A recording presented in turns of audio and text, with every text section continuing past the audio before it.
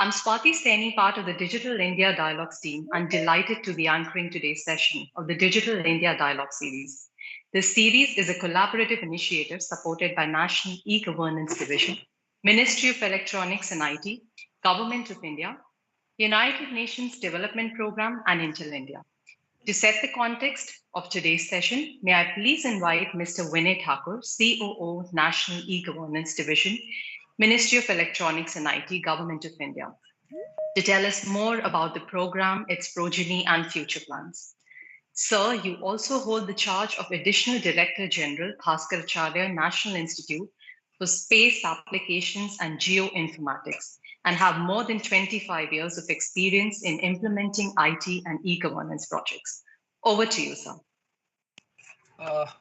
Very good morning. Thank you, Swati.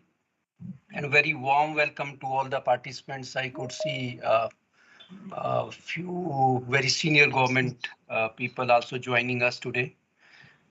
Would like to welcome all the people, my boss, President and CEO of NeGD, CEO of MyGov, and an MD of Digital India Corporation, who will be telling us about the possible applications of deep learning today.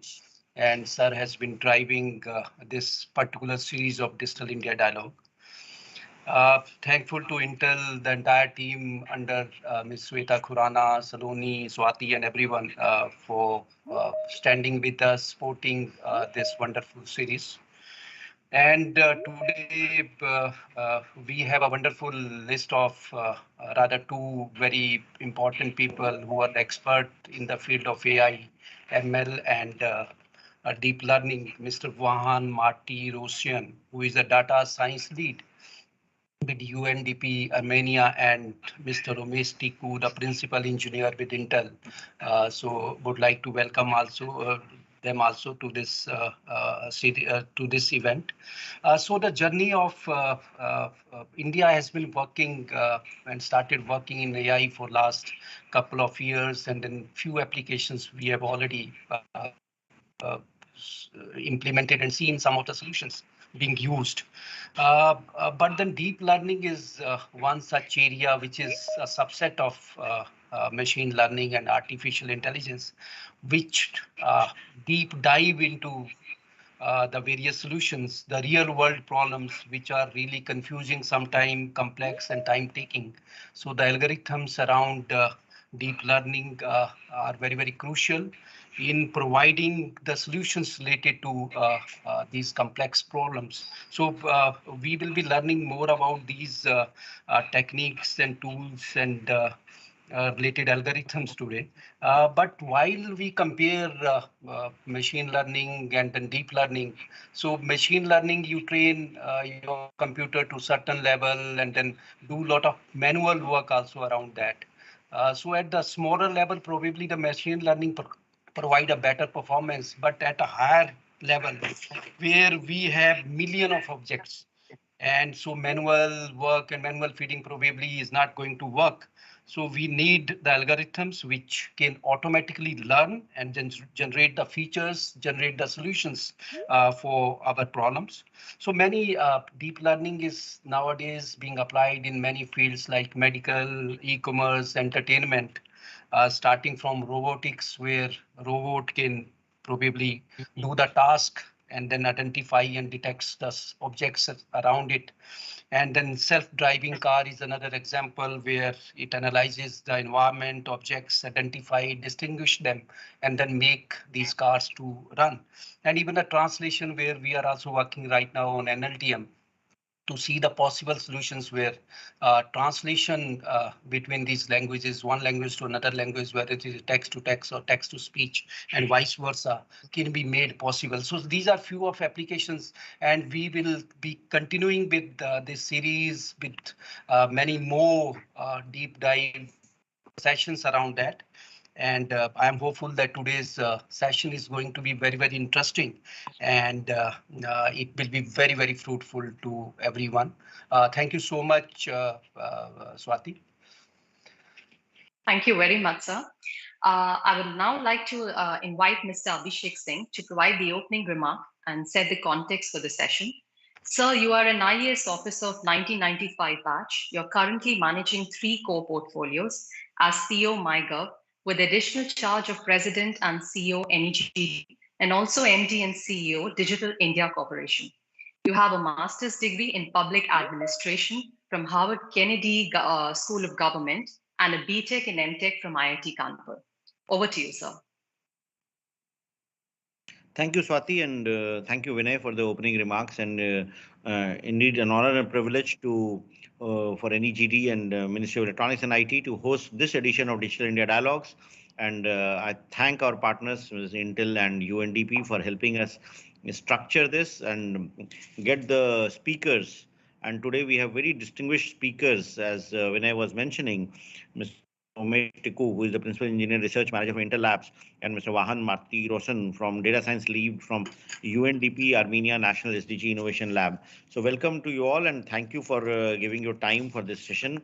And a little bit of context, like Digital India Dialogues is a series that we started last year, especially in the wake of the pandemic when physical meetings were difficult to hold, and it was important to keep the conversations going on in order to demystify AI, in order to enhance adoption of AI and data science and deep learning based algorithms for applications in for solving solutions at the societal scale.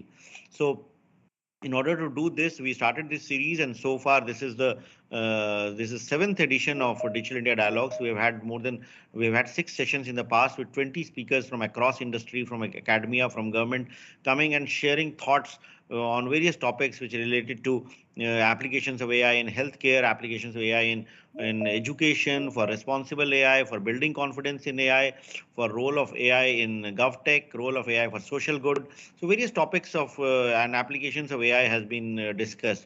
And what we do is that in these sessions, they are not the typical webinar in which we just kind of explain what we are trying to, what the theoretical aspects of AI, but we also give real use cases and kind of demos with regard to which shows how such applications have actually been used. And then what we find is that after the sessions, many state governments and many departments do get in touch with us with regard to how they can adopt a solution. So it becomes more of a practical application of AI and working towards its more adoption within the government and across. So these sessions are not only contributing to capacity building, but also leading to more and more adoption of such solutions. And as we know, deep learning and AI solutions become better as we adopt them all the more. We have had when we come to deep learning, based on it basically relates to like how do we make our solutions better based on the data that we have, based on the compute capability that we have. How do we make algorithms to train machines better? I'm sure Umesh will be explaining much greater detail with regard to what deep learning is, what AI is, and how we can adopt it for learning better.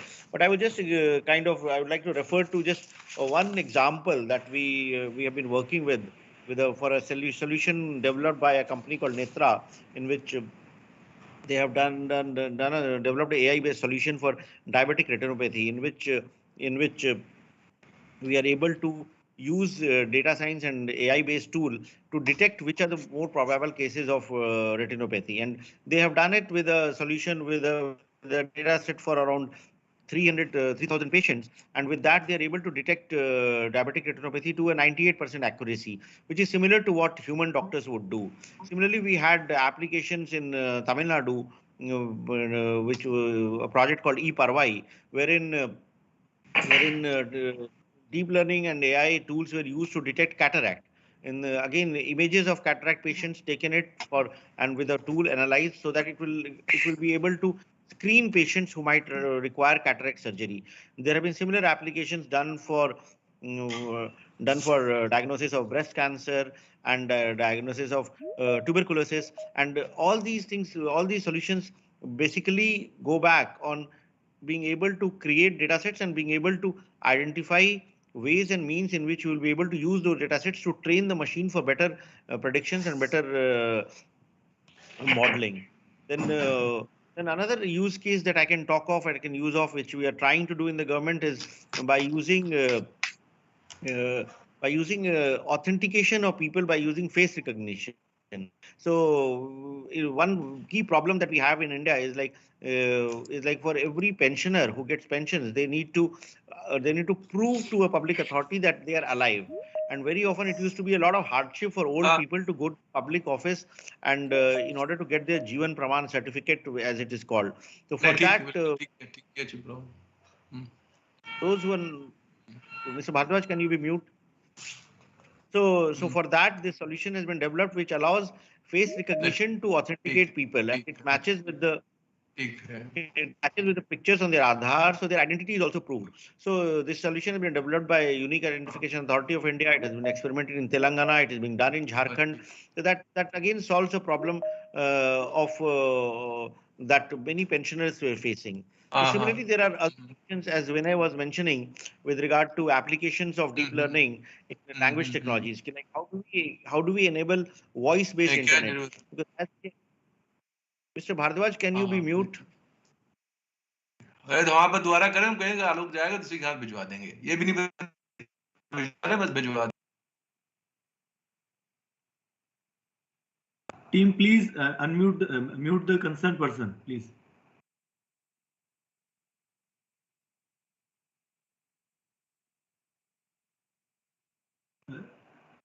Sorry, sir. Sorry, Abhishek, sir. You have to unmute, sir. Sir, we are not able to listen. Sorry. So what I was saying was that the applications of deep learning and deep learning would be also be there in the National Language Translation Mission, wherein we are working on to go on to offer services in multiple Indian languages, as also enabling services of voice interface. Because if we have to onboard the next 500 million people onto internet onto the web-based services, they would require a voice interface, and that would require training our tools in order to identify not only English and Hindi but various Indian languages. We already have taken up some projects in this direction, and the work is being done, and hopefully we'll be seeing some results very soon. But that all relates to the potential of deep learning, the potential of data science, and all that is being made possible because the rapid expansion that we have in compute technologies. And I was also looking at a solution over the weekend that has been developed in Estonia, wherein how public services are being offered through a voice-based interface and through in multiple languages. So those projects have a lot of applications in India, and I'm sure the UNDP expert from Mr. Vahan from Armenia, who is here, he'll be mentioning about how UNDP is supporting similar projects in Armenia and elsewhere. And the whole endeavor for this Digital India Dialogues is to bring together such solutions wherein technology has been used to solve societal problems and create a govstock of shareable solutions. And with the help of UNDP, whatever India has done, we are willing to share it to any other country for adoption elsewhere. And at the same time, if any other country or anywhere in the world or any other corporation or any other tech company has developed solutions, how do we adopt it for adoption in India? How do we scale it up? Because the value for these solutions will come in scaling up. And once the kind of size and that we have in India, the kind of population that we have in India, many of these solutions will definitely get much better once we look at its applications, its adoption, and actual implementation within the country. So with these remarks, I would once again welcome Mr. Umesh and Mr. Vahan for this session, and all the participants who have joined in from all over the country today for this session, and look forward to an engaging session with regard to learning what AI is, what deep learning is, in what ways it can be applied, in what ways we can use it, and in what ways we can make public services more accessible, more affordable, and better for everyone. So thank you once again, Intel and UNDP, for helping us structure this, and my own capacity building team, and look forward to hearing from the distinguished speakers of the day.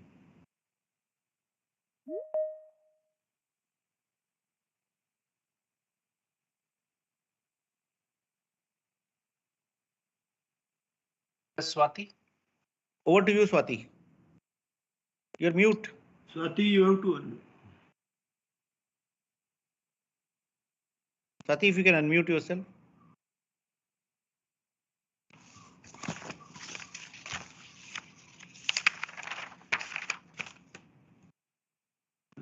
I think she got disconnected. We can't hear you, yeah. No, you have to unmute. Asha, okay, okay, Vikram, can you help, please?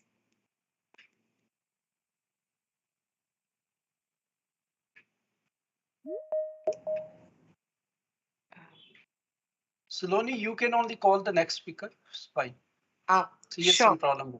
Yeah, I think. So thank you so much, sir. And it's always a pleasure listening to you. We always get to hear something new. And we hope that, the today's session, our speakers are also able to take forward some of the things that you've mentioned and talk a little more detail about it. So with that, I would now request our next speaker, Mr. Umesh Tikku from Intel. Umesh, we're looking forward to hear from you about deep learning and how all of us can learn it more, understand it more, and also the kind of people that we have in audiences today, they will be able to take it forward in terms of implementation, in terms of adding it and making it part of the policy and the lawmaking for a better delivery of citizen services. So over to you, Umesh. Can you guys hear me? Yes. And is the right file showing up? Because Yes. I have like two views here. Okay. Thank you, Saloni, and thank you very much for the kind words of introduction. I'm really honored to be here. My name is Umesh Tikku, part of Intel Labs. I run a small AI research group in Intel Labs. I'm also a principal engineer there. Today, I'm just going to speak a little bit about what deep learning is as a technology, try to demystify a little bit, and then a few examples of where it's used. Obviously, the uses are lots, and we can't cover it all in the time we have, but hopefully we'll do some justice to the uses that are more relevant to organizational or government level kind of applications. With that, let me just get the pointer on this thing.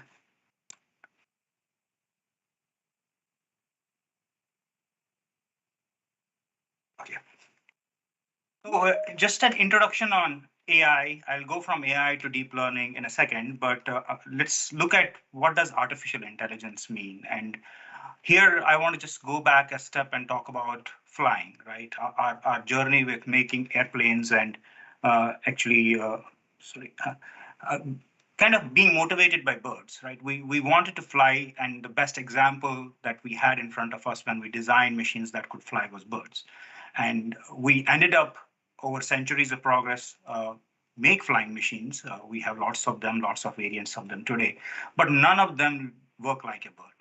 They all do the job, but they necessarily don't replicate the mechanism of the bird. So it is a flying machine, but it's not a bird. Similarly, an artificial intelligent machine is an intelligent machine. It can sort of quote unquote think and behave cognitively, but it's not a human being. It's not a human mind, so to say.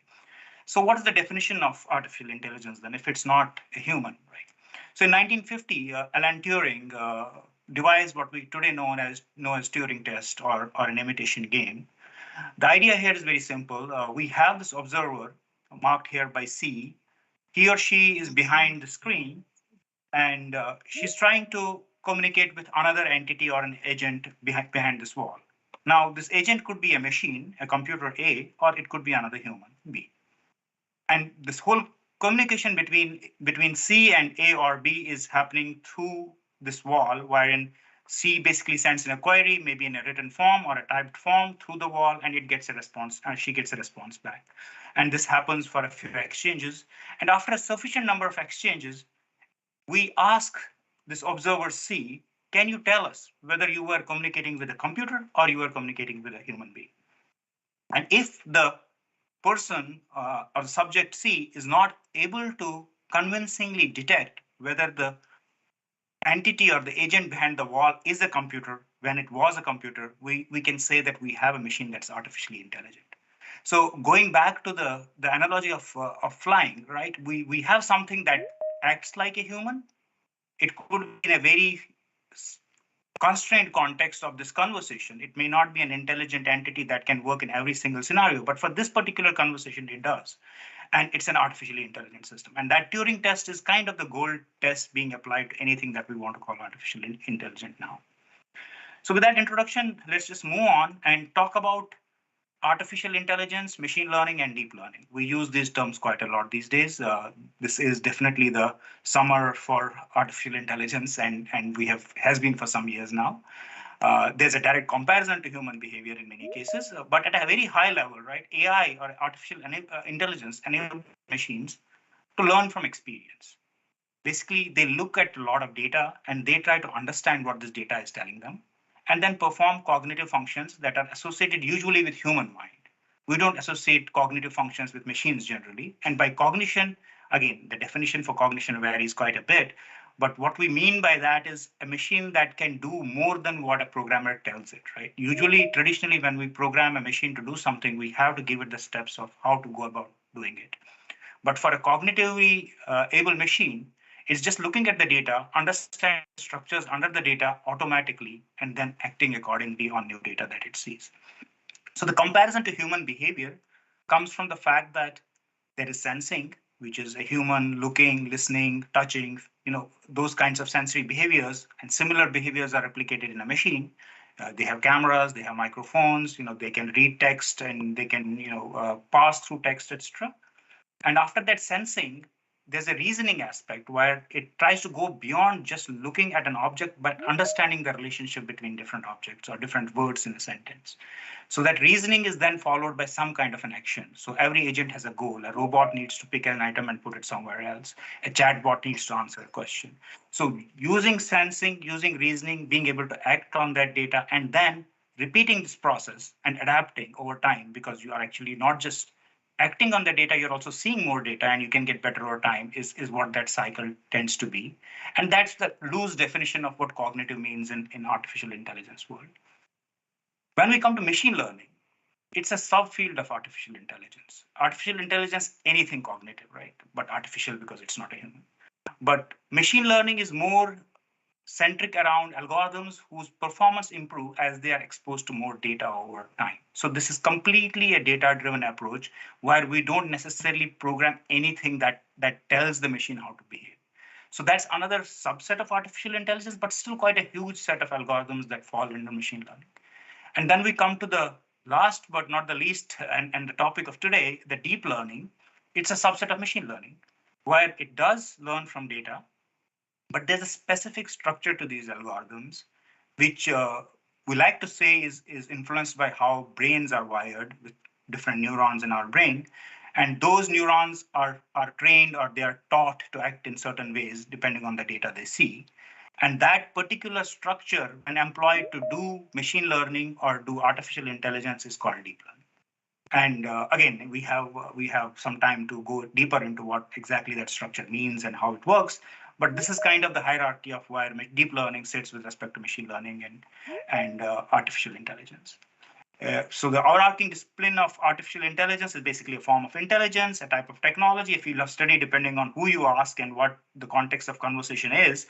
Within that, we talk about narrow AI, which is an example I just gave in the previous slide, where a person was speaking to a machine across this wall, but the context could have been just some subject or some topic, or I could have a robot in a factory trying to, for example, look at some defects or put some parts together. So it's intelligent, but it's intelligent in that context. I can't take the same robot in my kitchen and ask it to cook a meal for me. It just doesn't know how to do that. But it's still artificially intelligent for that context. So it's narrow AI. General AI is the holy grail of artificial intelligence, which is, can we make machines that can think for themselves and learn anything that we throw at them? We're not there yet, and I'm not sure if in my lifetime we'll be there anyway, but it's a big field of study today. And it's a moving goalpost. What is general and what's narrow kind of changes as we achieve more and more things in this field. Why is AI so big now? So what happened suddenly that we are talking about AI everywhere we go, and we hear about artificial intelligence every single place we go? Two things. One is data. And this file kind of tries to put that in perspective. One caveat here is that this picture or this study is from 2019, so it is an old picture. If anything, we have far more data now. But even looking at the picture in 2019, right, we are seeing that an average internet user was generating about 25 gigabits of IP traffic per month. In a single day, a smart car generated 2 times that amount.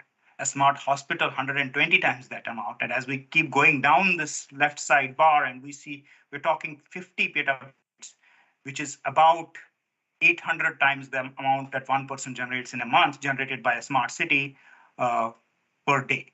So huge treasure troves of data. And if you scale it up to 2022, there has been increase in terms of the growth of devices, connected devices, about 3x. 17.7 billion devices to about 28.5, 29 billion devices in 2022. So the quantity of data that is generated is huge and difficult to fathom. But at the same time, there's a lot of insights that are hidden in this data that can be used for different applications, different usages, different things that people want to do with it. So AI is kind of evolved and kind of as a tool that can actually look at this huge amounts of data, which is definitely not possible for a human or even thousands of humans together to look at, and efficiently get insights out of that and be able to understand what that data is telling us. The second thing is compute. Obviously, when you have data that's of this scale, you do need machines that can process this data efficiently in real time in some cases and be able to actually hold that kind of compute load. And thanks to companies like us. Sorry. Excuse me. Yeah. Yeah, I'm not able to see your slide. I'm only seeing your face. Is that happening with everyone? We are seeing your slide number 4. Yeah, that's what you should be seeing. You might No, also. sir, we could not see even the earlier slides which ABC. You're only seeing your picture. Oh, just click on the slide. Same No? here. Yeah. That would do. Oh, Slide number 4. I think if any of you are able to see my slides, then the problem might be on your side. You might just want to No, now it's okay. Now we can see. Okay. Let me know if it goes bad again. We can try and fix it. Sorry So about now that. we can see the slides, but we can't see you. You cannot see him. You can see only him at the bottom. Yeah, that's usually, there should be a small window at the bottom where you see the speaker. Yeah, we are seeing it. Please I guess continue. as long as you can see slides, Oh. we're okay. Yeah, that's more. See, if you see your slides and hear him, that's more than enough. Yeah. All right. So I was just speaking about the growth in compute. The fact that computer performance has increased exponentially over time, and last decade saw compute improvements both in CPU and GPU fields, has allowed us to actually do this kind of analysis on this huge data sizes that we are seeing now being generated by these different sensors. So that's the main reason why today or these days we are seeing a big interest in AI, and actually these usages of AI actually crop up. In terms of how the analytics curve for AI behaves, these are the 5 pillars or 5 different stages that people more or less talk about in AI. The 2 main categories for these are one, descriptive and diagnostic analysis, which are basically looking at data in hindsight, operational analytics, so to say, which basically looks at data and helps us understand what happened. The 3 on the top, which are predictive, prescriptive, and cognitive, basically allow us to not just understand what happened, but also predict what might happen in the future, which is the real intelligence part, right? When we can predict, and think of it as a human being trying to catch a ball.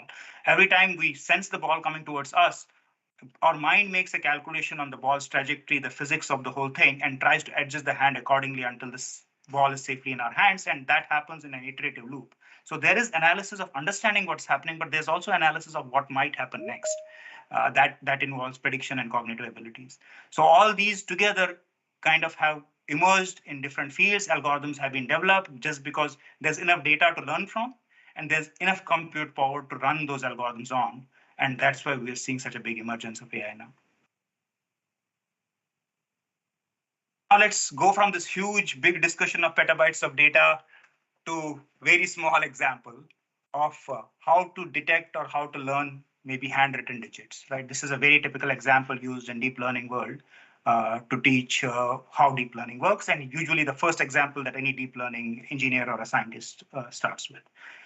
Here we have some data from an open source data set called MNIST, where many people have written digits from 0 to 9 in their own handwriting. And we have about, I think, 10 samples here, if I'm not wrong. Yeah, about 10 samples here.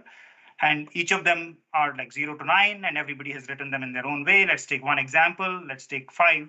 And if you look at the digit 5, the way it's written, it's completely different for every single individual sample. And apart from maybe the row 4, where it actually looks like a 3, most of them a human being can easily say that it's a 5. But if you had to give this problem to a computer and say, can you recognize the digit here, saying that it's a 5, and this is the bottom row is computer usually writes a 5 or prints out a 5 or inputs a 5 actually in binary, but there's a standard format. And if everybody wrote a 5 the same way, we did not need artificial intelligence. We could just figure out how pixels are arranged in an image and just tell a machine to recognize it. But the problem comes when everybody writes these digits differently, and we want to build a system that can recognize a digit that was written by someone. There is no rule-based system in the world that one can code and say, if you look at this image, it's a 5. If you look at this image, and there are so many human beings on the planet, we can't necessarily have every single example available to us. And we can't also say that if you look at certain pixels at certain intensities, that means it's a 5, because in many cases, for example, 5 and 6 look very similar to each other. Very hard, right, to just discriminate based on this. So what do? We look at another example, which is a human being, right? All of you, I'm assuming, were able to see that this is a 5, with the exception of maybe one of these digits, which I wasn't able to say, for example. And similarly, looking at objects, here's a sketch of a cat. Very easy for a human being to say that it's a sketch of a cat. Believe it or not, doing the same thing for a computer in a traditional manner is a humongous task, because there's nothing in this sketch that actually looks like a real cat. In fact, we humans can look at a simple circle with whiskers on both sides with 2 eyes and say that it's a cat. And again, there is nothing that actually relates that to a real cat in a real world. And if I had to program something that could analyze what this diagram or what this sketch meant, and it did not involve artificial intelligence, it would be almost impossible to do. So what are we looking towards? We're saying, how do we cross the gap of having digits this clean to being able to recognize this, assuming that we get some motivation from how human brain works. So just summarizing the problem, I have some digits. I want to input it into this black box of deep learning algorithm. And then on the other end, it should just pop out some values for me that tells me what those digits are. And what does this algorithm do? How does it look? This is basically how a neural network looks. And I just would ask at this point not to worry too much about all the complexities and connections in this network if you haven't already been introduced to neural networks. But at a very high level, let's just forget about the complexity in the structure, but just remember that each bubble here does some computation. And once it does this computation, it forwards the result of the computation to the next bubble. And so on, we can continue all the way to the end. These bubbles are basically called neurons, just because we want to compare them with human neurons. So in this case, we would basically input an image of a handwritten digit that would start at one of these bubbles. Please,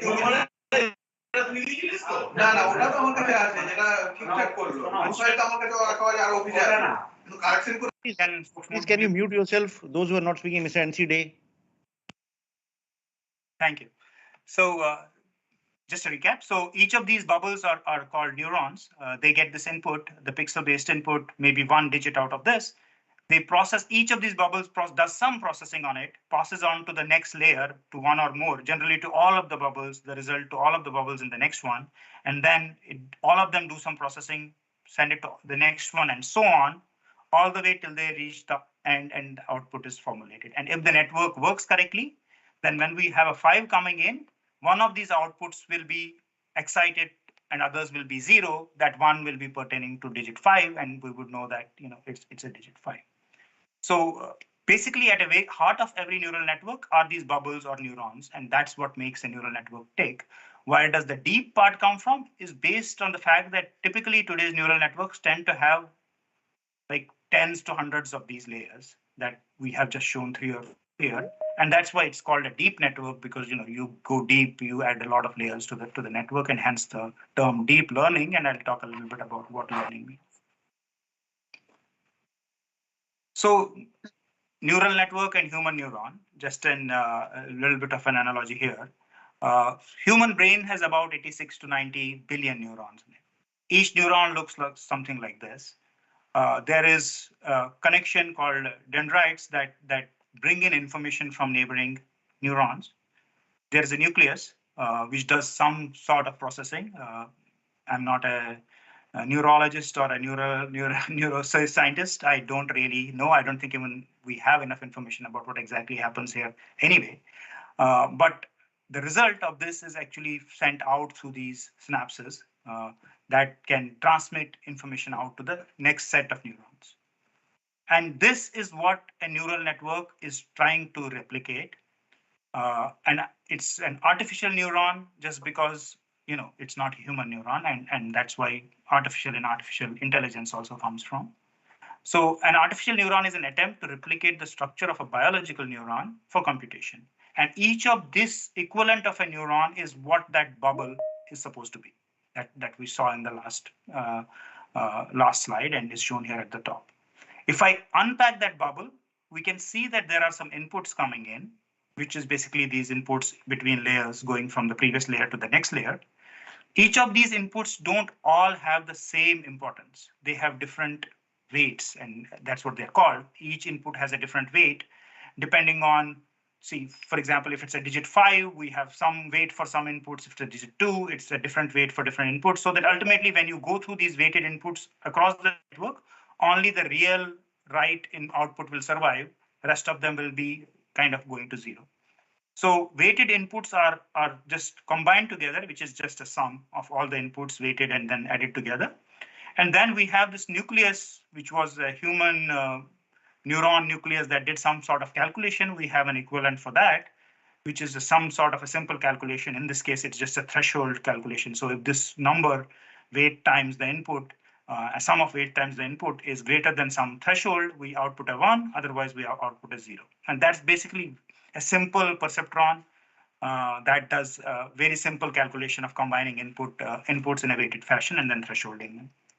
Now, over time, there have been multiple different variations of this. There are different activation functions. There are different types of ways to assign weights. But at a very simple level, this is what it is. And if we take this and put a circle around this bottom picture and map it to these neurons or these bubbles on the top picture and get tens of thousands of them and put them in these layers across end to end, we get what's called a deep neural network or a deep learning system. Right? But the question still remains, how does this network actually figure out what is a 5, what is a 4, what is a 3, what's a cat, what's a dog, all those things that it needs to do, right? Analyze and get information from the data that's shown to it. And if you remember, if we go back to the beginning of my talk, we said that it's all data-driven. I, as a designer, should not have to worry about how this network actually is programmed and how it behaves internally. So what does that mean? What that means is that every network behaves in a different way depending on the values of these weights at each neuron and the way this activation function behaves. So all we need to do is some way use the data that we have to tell the network to configure its weights and configure its activation function. And if a network can do that, then it can teach itself to be able to learn from the data and then behave in a way for that particular domain in an intelligent way like a human might have behaved, except that it can scale, it can use terabytes of data, it can process lots of data in a short amount of time. So this is what makes it intelligent, right?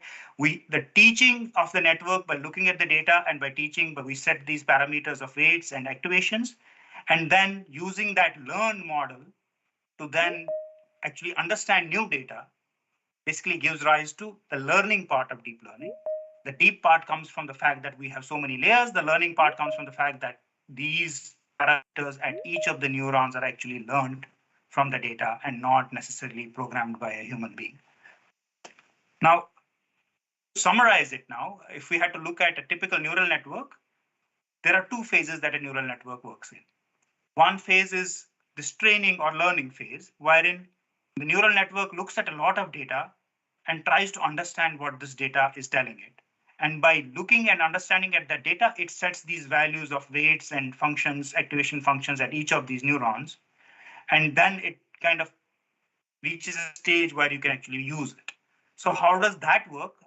It's a very well-known algorithm called backpropagation, which actually has led to the whole revolution in deep learning.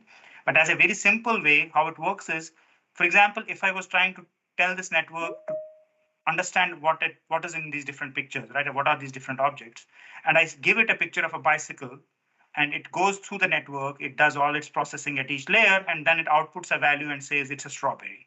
Obviously, that's a wrong answer.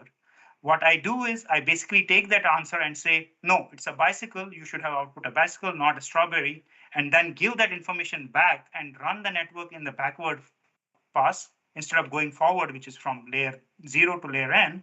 I actually send it back from layer n to layer 0. And at each layer, the network looks at the error between bicycle and strawberry and tries to adjust its parameters of weights and its activations so that it can, if it's given the same picture again, it actually outputs the same value again. So what happens now is that if I give it thousands of such examples, it starts to become more and more general. The backward pass error propagates and the network and the weights are adjusted so that they account for the error. And once these updates have been made, the next time a bicycle picture comes, it's more likely to actually call it a bicycle. And training phase for these deep neural networks is actually the more compute heavy phase because we are sending tens of thousands of input data samples through them so that they can learn and be able to then use the networks in the later stages. Was there a question? Can I ask a question, please? Yeah, please go ahead. This is Bhardwaj from Commerce Ministry. You told me that cycle, actual input is cycle, output should also be cycle. Then how will this backward error be fed back to the system? No, it is not cycle. How will it detect? Yeah, so that's where we have the training phase involves some kind of supervision. So the human or somebody who knows the label. So what we have is this data that we already used to train actually has the right answers associated with it. So all the bicycle pictures are classified as bicycles to start with. So when we give it to the network, we know that it's a bicycle picture. So that's the training phase where a supervised approach is used so that we know when the network is going wrong, which is not what happens in inference phase where we don't know what the picture is. So program is modified so that when the input is cycle, it should also give the output as cycle.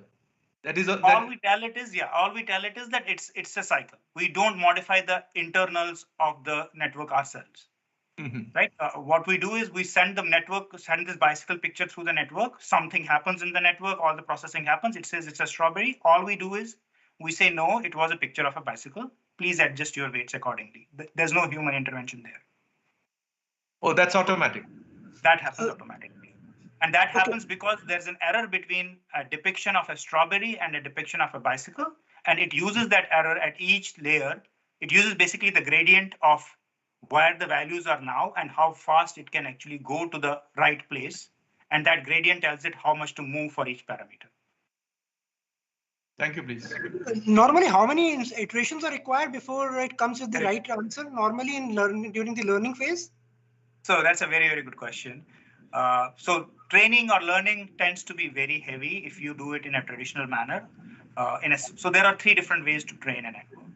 Sorry for a little bit of a diversion here. The traditional one is called supervised training, where we have to do exactly what I'm saying here, that we give a lot of examples, and the more data the network sees, the better it becomes. So we usually have a measure of loss, which is, in this case, maybe I want 1 out of every 10,000 pictures to be classified wrong. And if I'm getting any more than that, like 2 pictures classified wrong in 10,000, then I keep training.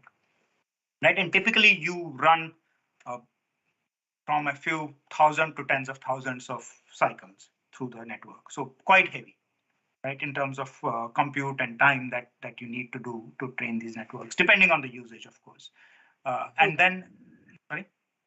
You have unsupervised learning also in deep learning? That's where I was going. Yeah, that's where I was going next. So that's the completely supervised way. Okay, thank you. Yeah, the unsupervised way is where you don't this kind of paradigm. You basically take a network, put it in the field, and ask it to start working. And it will make errors. But when it makes errors, there is someone in the field that's either telling it that was a wrong answer, or it automatically figures out the difference between, for example, all the strawberries that it has seen so far and the bicycle. And it actually it tries to find that difference or that loss itself without a human intervening. So unsupervised learning generally works in the field. Supervised learning means you first train and then deploy. And then there are cases where we have what's called a semi-supervised learning, where you train some of it initially, and then you let the model run in the real world, and it gets better and better over time in the real world. So there's some training happening even when it's being used.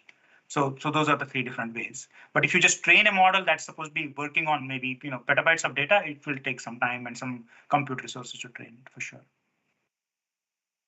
Hopefully that answers the question, but please feel free to ask if it doesn't. Thank you.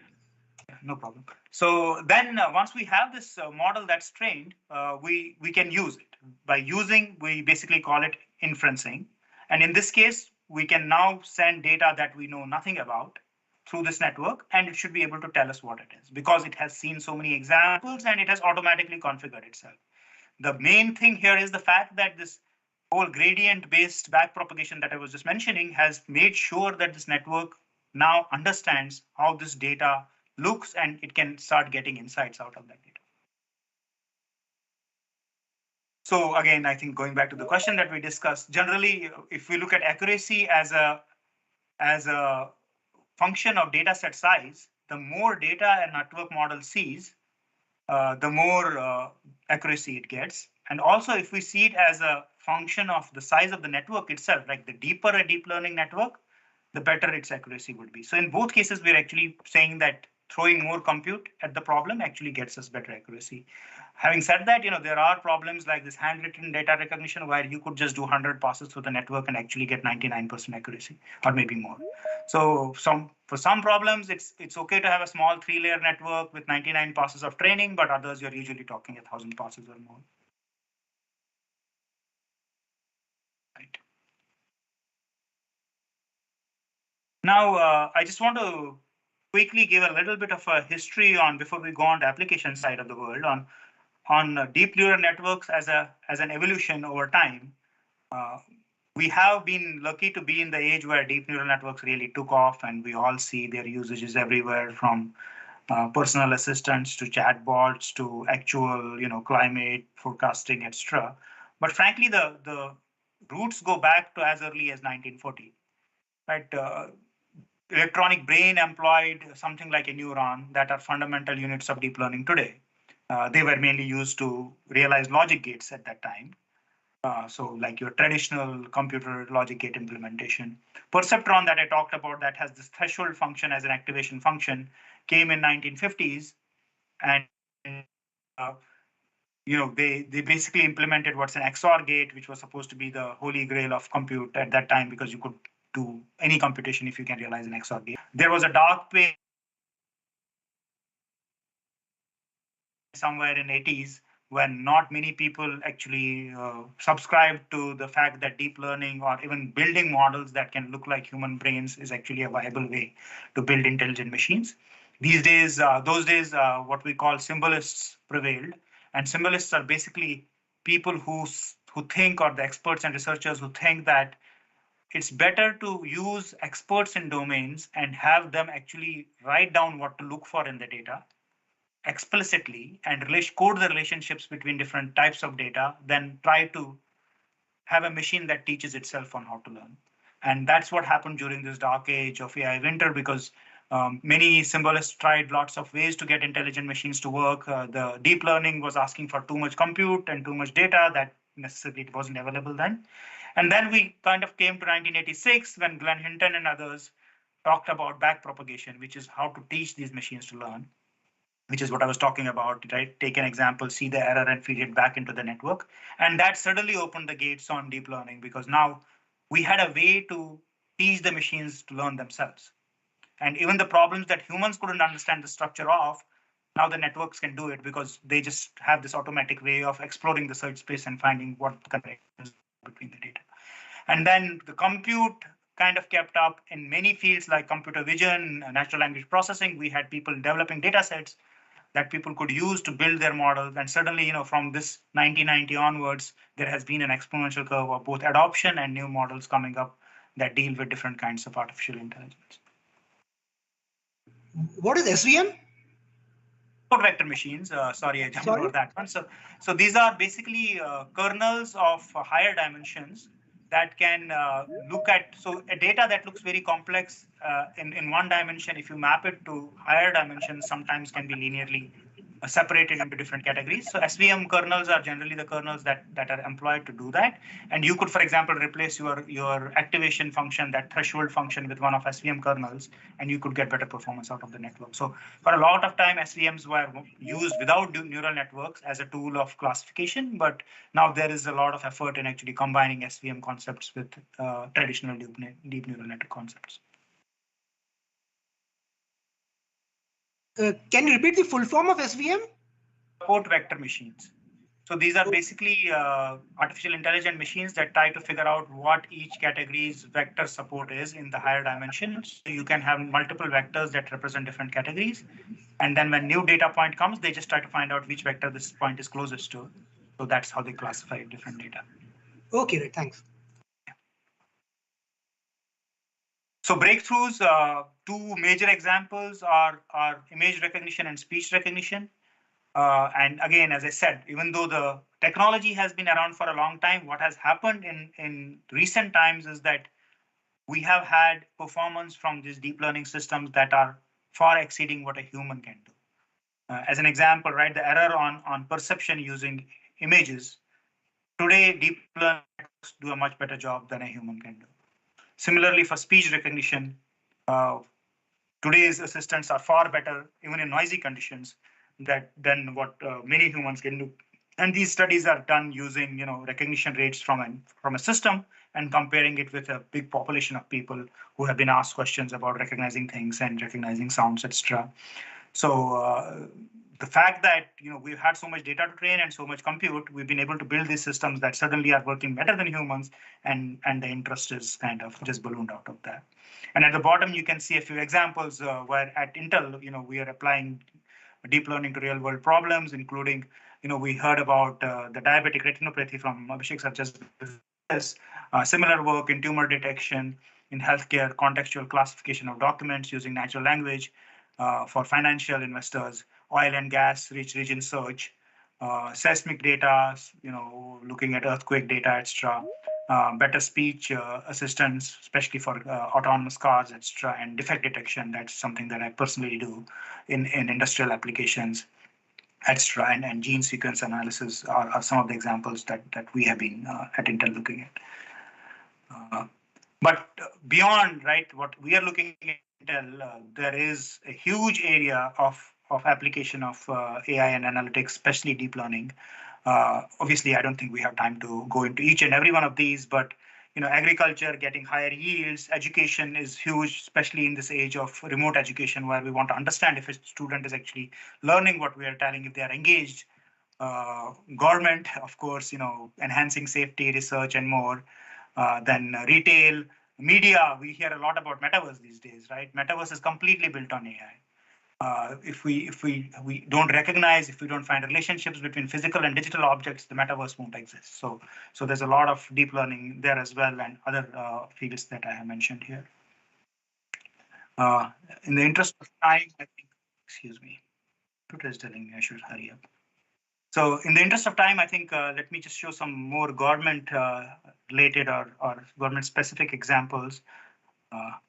I'm sure these file sets are available for folks who want to see these offline, but organizational advantages of AI in government are at places where we need efficient work. We want to manage costs, and we want to make great progress on research, because frankly, places where huge human investment doesn't necessarily lead to results because of the size of the data, and hard way to find connections is where AI and deep learning really succeeds.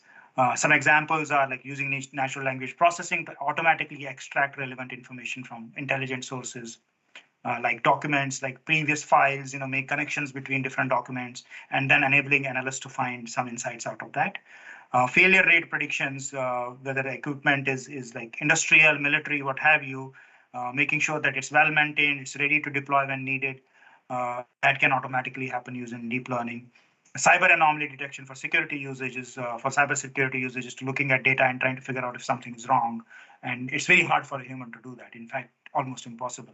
But these systems can actually look at data and learn what is usual and what's unusual, or what's anomalous. An example is this USCIS chatbot. I'm going to try and run this video, but it's, oh, sorry, I think it just went to the.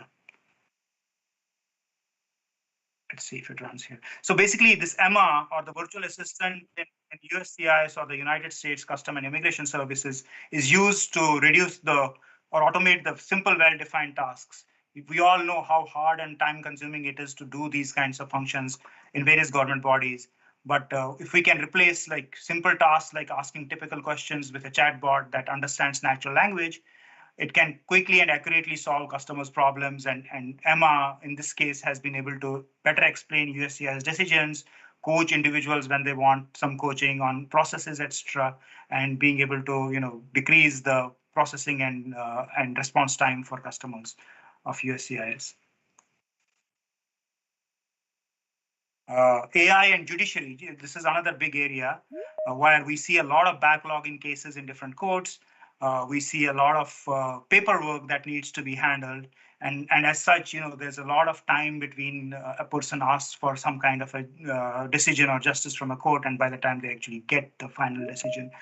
Some examples here, LA traffic court was getting 1.2 million traffic citations per year with 2.5-hour average wait time. And traffic citations is fairly routine task, right? There's not a lot of variables here. And they basically implemented Gina, this traffic avatar that handles about 200,000 transactions a year and reduced the wait time to about 8 to 12 minutes for typical cases. Obviously, not everything can be done by AI. Some of these do get up level to humans. An extreme example is China, where they actually have replaced a judge with AI. Obviously, there are hurdles on transparency, trust, explainability, and we have had a previous session on this about building trust in AI systems. But there is evidence that at least routine tasks, which are more commonly done and don't necessarily have a human intuition requirement, can be automated, and people's lives can be made easier when they go to get justice in these cases. Gene sequencing, another one, astrophysics, protein folding, seismology are some other applications where DL and deep learning usages shine, and we don't have time to go into each of them, but definitely very interesting usages where we can make use of research areas, deep learning in research areas. Another one where Intel is working now is industrial inspection. More than 700,000 residents in District of Columbia depend on reliable wastewater removal. But it's very hard for a human to keep track of where there might be some anomalies or leaks, etc. So manual inspection, for example, takes about 80 minutes to inspect images that come from these different sites. And using this pipe sleuth or an AI-based, deep learning-based algorithm, that is down to 10 minutes per report. Another one where Intel is involved is finding missing kids, for example, right? Using data from different sources, different public places, that comes in and then finding insights out of that based on location, time, the type of person that's being talked about, and making those connections using deep learning, and then ultimately resolving that whether it's a missing person or some inputs towards finding missing children mainly. And there has been a lot of success in employing deep learning for that as well. So even though we started with this handwriting recognition case as a toy use case, as you make it more complex and look at the kind of usages, it's actually, world-changing usages that can really benefit humanity in general. So wrapping up, deep learning is a subfield of AI and ML. We talked about that, and it uses neurons to learn from data. There are different variants of deep learning, and that can be divided in type of data they learn from, like video, text, audio, natural language, etc. They also can be divided the way they learn, and we spoke a little bit about supervised learning. That means, you train it with a lot of data to begin with. Unsupervised, it just learns itself, and semi-supervised, something in between. And deep learning can be a great asset in applications that require extremely high level of human effort, and that cannot be solved by rule-based systems. If I don't know how to tell a computer that this is what they have to look for, but I only know what I want as a result, deep learning is the right tool to use, because all deep learning needs is data and what is your end result that you need out of it, and it will do the rest for you. But having said that, there are still challenges. The main challenges include explainability. It's very hard to understand the decision of a deep learning system. Once they tell you that this picture is a horse, or there's a defect here, or this is the missing kid that you're looking for, it's very hard right now, at least in most popular models, to understand why it said that. Because it trained itself with input data, and it does not give an explanation when it gives a result. And some of us are working on making that a little better, opening up the black box, but it's not your typical deep neural network today. There could be biases in the system, especially in people-facing cases, right, where we're looking for example, face recognition. Depending on how much training data was given, it could be a biased system that favors one section of the society or section of people versus the others. And one needs to be very careful in using deep learning systems in such cases and making sure that it's actually giving the results that are balanced. And there are other unintended consequences just because people tend to take a pre-trained system from someone else and use it for another application that they have in mind. And because it was trained by somebody else, you don't necessarily know the behavior that it may actually exhibit in the field. So that leads to unintended consequences and could be catastrophic, for example, if it was employed in an autonomous car, right? So those kinds of things are still challenges that need to be solved. Again, we did talk about it a bit in building trust in AI session. So if you guys are interested, there's a video, I think, already available on the website to go out and look at that aspect of deep learning in AI as well. So that's pretty much all I have for today, but I'm glad if we have time to take questions, or I can wait till the end for discussion as well. Thanks a lot, Mr. Tikku. That was right on time. We do have a question in the chat room, so we can take a minute to take that one. It is said. Vinay sir, please mute yourself. Okay. Thank you so much, sir. So, Mr. Tikku, the question is, it's said that the first traces of AI are from around 1950s. Does deep learning evolution suggest that the concept of deep learning was pitched before AI came into light? Yeah, maybe I should just look at the chat. There was some disturbance on the. It said that the first traces of AI from around 1950s. Does deep learning says that the concept of deep learning before AI came to light? Not really. I think Marvin Minsky in before 1950s actually has a really good book about. I think it's called social intelligence or something like that. So the concept of people trying to dream about what is an intelligent machine has been there even before the technology for AI came around. And the attempts to build intelligent machines were mostly connectionist or symbolic earlier, where a human being would actually say that if A and B happen, that means C is true. So those were the initial intelligent or AI machines that were built.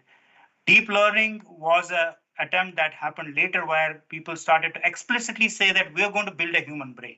We know how a human brain is connected. Let's build a machine that looks like a human brain.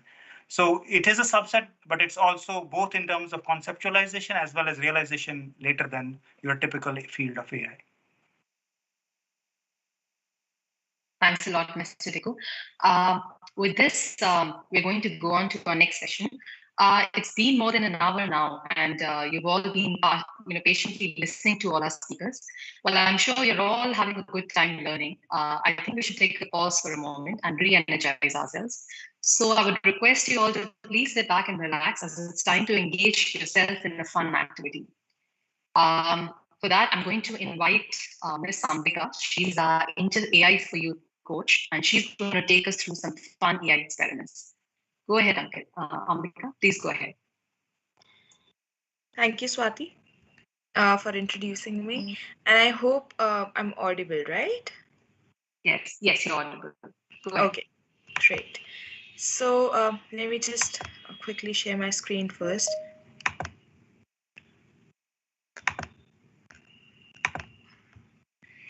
Okay, so we all have been listening to the deep learning session so far, and it has been quite insightful. Now we are going to get into some experimental quiz, but for which now this time in every session we have a quiz, right? But this time I'm trying to base it on a video. So we are quickly going to see a video, and based on this we are going to have a quiz later. Okay, so watch this video carefully.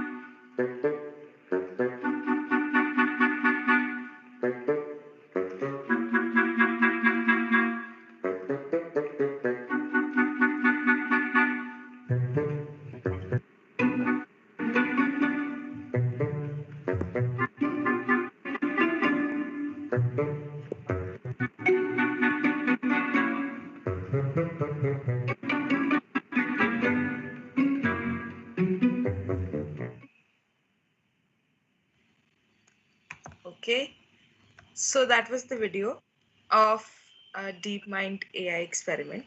Now we're quickly going to go through a Kahoot quiz. Now to participate in this quiz, all you need to do is go to kahoot.it as it is shown on the screen. Just go to your browser, write kahoot.it, and there it would ask you for a pin. The game pin here is 600-1282. It is shown on the screen and you can look at it uh, on your computers. So let's quickly enroll ourselves in this quiz so that we can begin.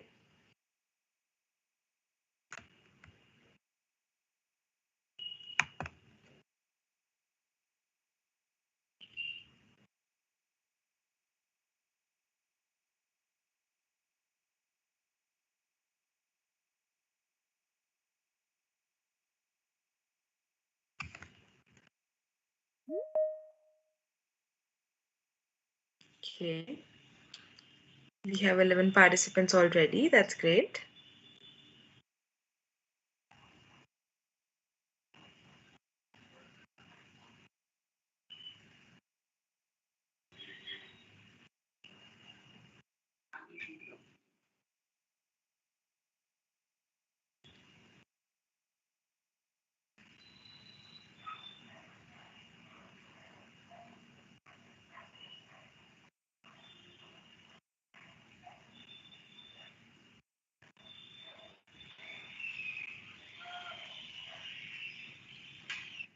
"38 participants so far.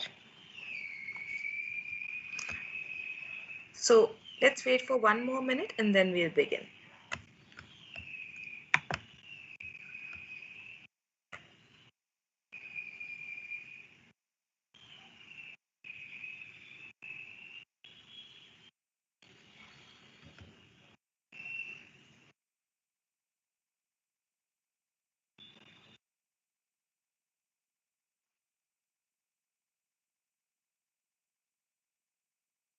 So while everyone is joining, let me just give you a brief as to how it is going to work. Now, as soon as I start, the questions would appear on my screen as well as your screen. You have to read the question carefully and you have to answer the question by selecting one of the 4 choices or selecting in either true or false. Now, based on the amount of time that you have taken to answer the question and whether your answer is right or not, you would be allotted points. So the person who gives the fastest correct answer would have the maximum points. So we can take it as a competition. And I guess we have 55 participants and we are good to go. Those who are still trying to join, you can keep trying because you can join midway as well. So let's begin.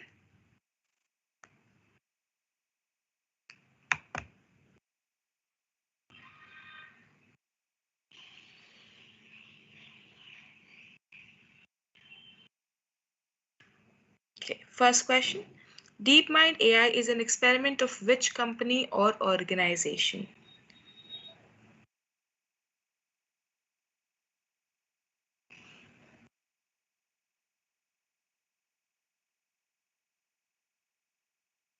Okay, 5 seconds more.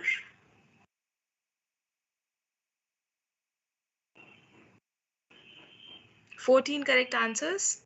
So those who might have seen the video carefully, yes, it is a Google experiment. So 14 correct answers. Let's see the scoreboard. Umesh on top. Then we have Samza, I don't know how to pronounce that.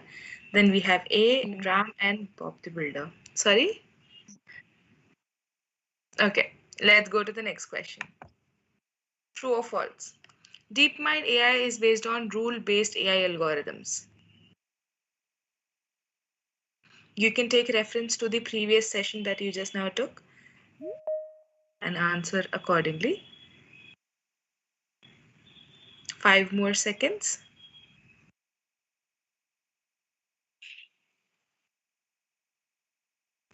Okay, 14 correct. So it is not based on rule-based AI algorithms. It's based on learning-based AI algorithms. Okay, The scoreboard has changed. Umesh has retained his position. Ram on second, A third, Pradhan fourth, and Devi Datta fifth. Let's go to the next question. Incentivization is based on which type of deep learning algorithm?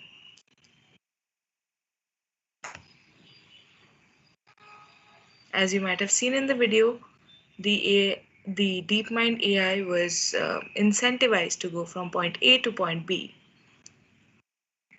This might be a little difficult. Wow, we have got 30 correct answers. Reinforcement learning, that is the right answer. Okay, Umesh still on first. A is second, Ram third, Pradhan is on streak with 3 correct answers on fourth, and Samsa on fifth. Fourth question, DeepMind AI developed its own intelligence under negligible supervision. Is this true or false?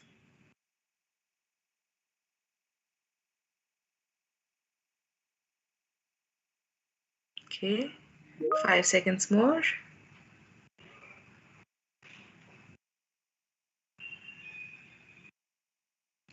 Great, 31 correct answers. Yes, it developed its intelligence under negligible supervision. Okay, Umesh is now on third, Ram on first, Pradhan second, Devi Datta fourth, and A fifth. Let's go to the fifth question. Deep learning is a subset of machine learning. Yes or no?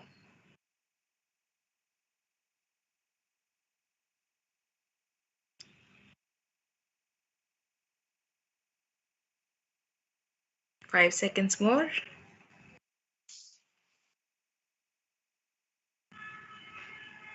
Forty correct answers. Yes, it is a subset of machine learning. Okay, Ram on first, Pradhan second, A third, Devi Datta fourth, and Bob the Builder fifth. Sixth question. Which of the following input was not provided to the DeepMind AI algorithm? Now, in the video, it was shown that the DeepMind AI algorithm was provided with a few inputs. Now, which one was not given?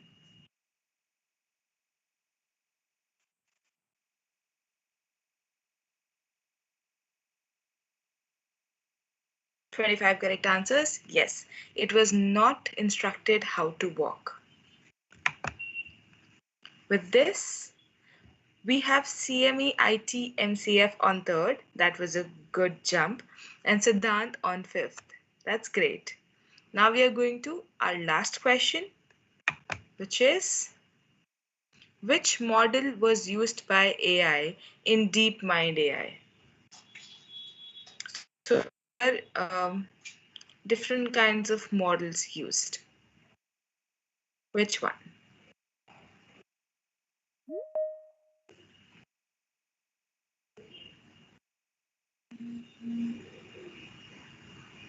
"37 correct answers. It used 3 different kinds, and the correct answer was all of the above.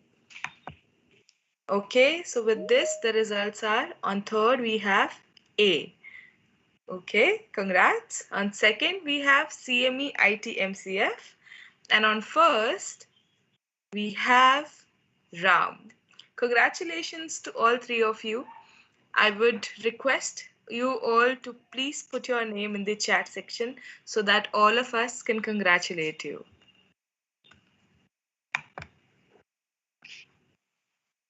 Swati, back to you. I hope everyone enjoyed this quiz. Thank you. I'm sure, Amrika. Thanks a lot. Your session was indeed fun, engaging, and a lot informative. I'm sure each one of us has learned a little bit more about deep learning. So thanks a lot. Over to our next session. I'm going to request our eminent speaker and UNDP representative, Mr.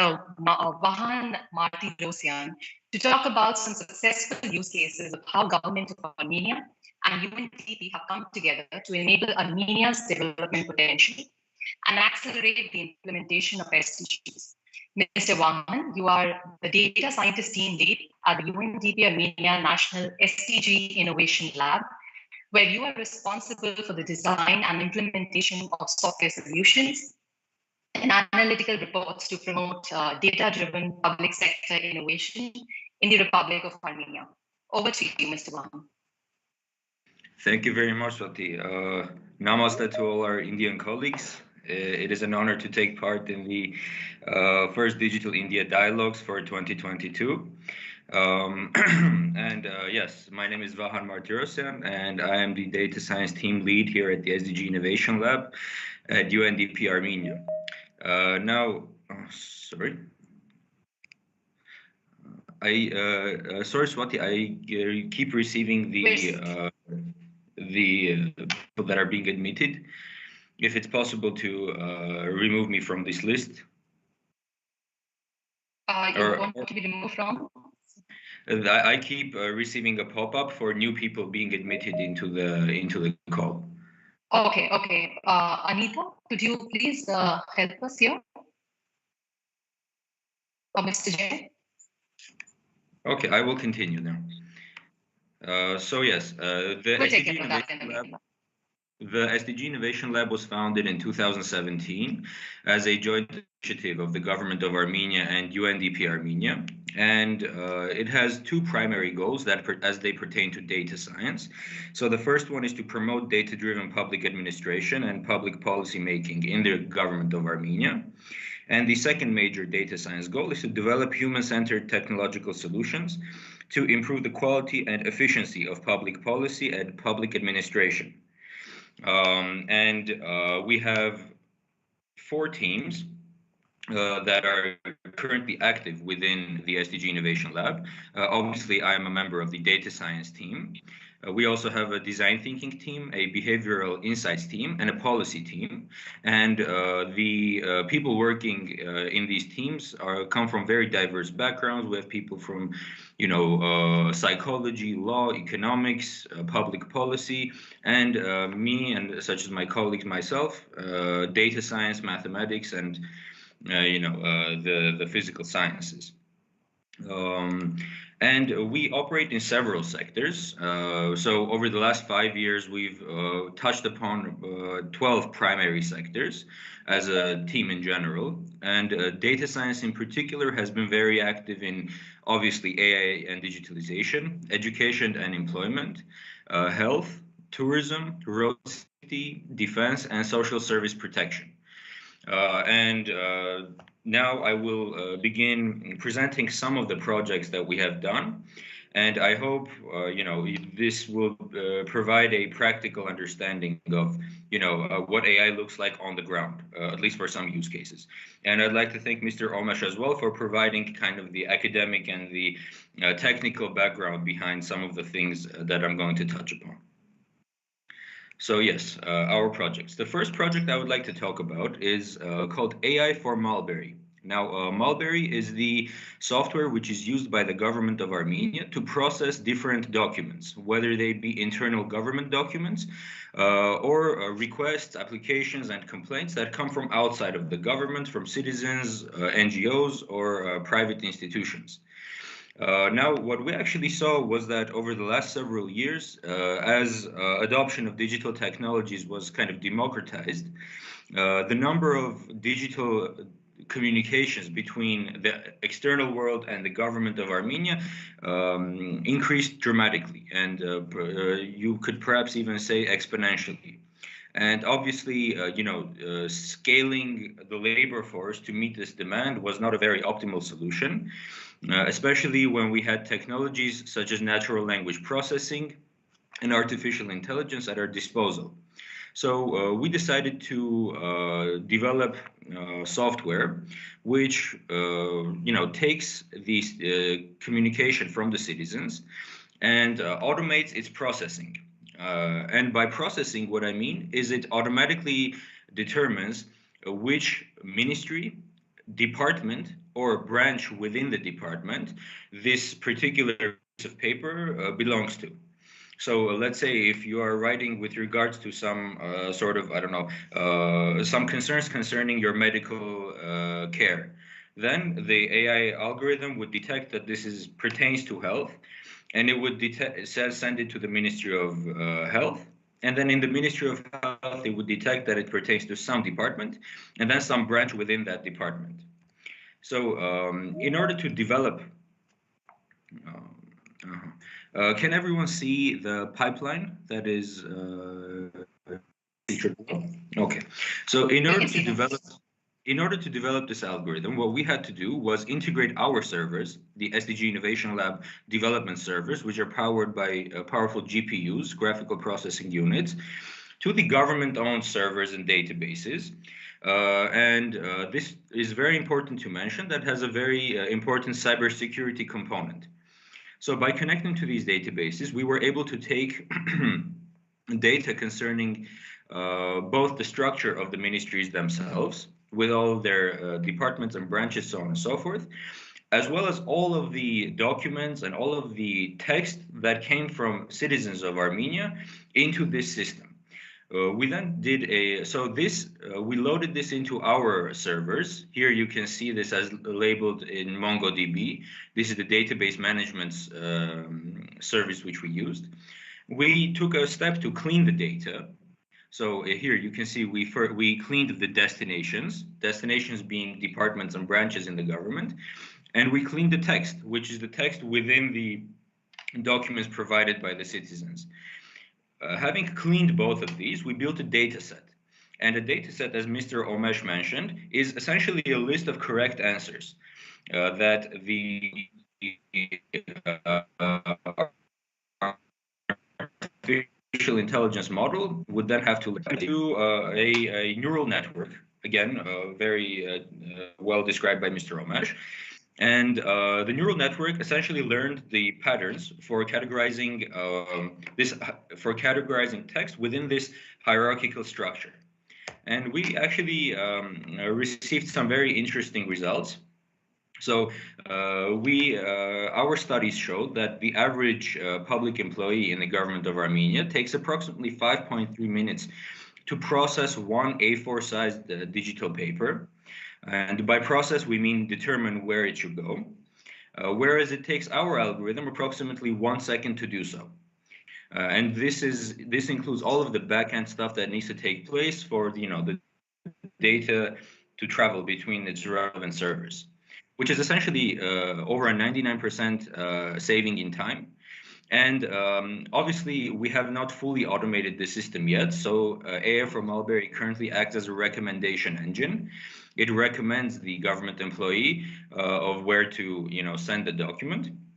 But we already see that it saves 72 public servants who are concerned with processing of documents approximately 50% of the time during their day.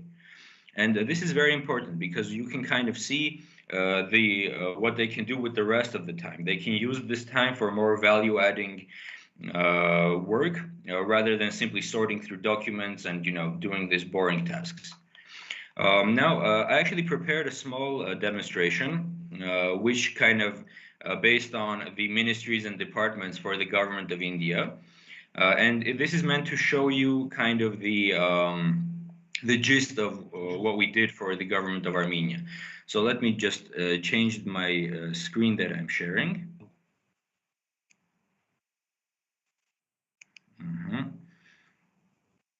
Can everyone see this screen? New screen? It's coming up.